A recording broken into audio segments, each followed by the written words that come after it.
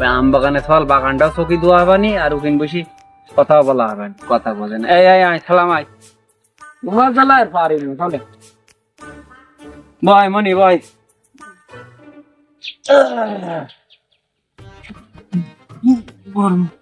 এই সালাম হাসেন তুই ওই কার কি বক্তব্য নেই তাড়াতাড়ি শেষ কর। আব্বা তাহলে আমার কথাটা আগে শোনো।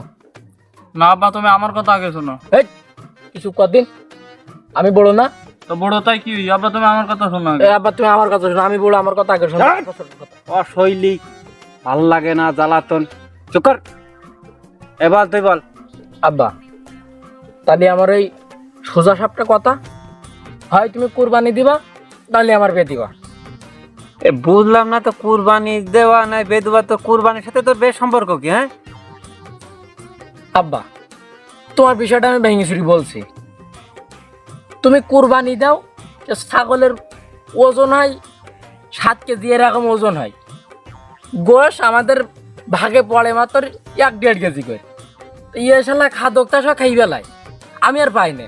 তাই এখন সুদা সাপটা কথা আব্বা আমার ওই বিয়ে দিতে হবে।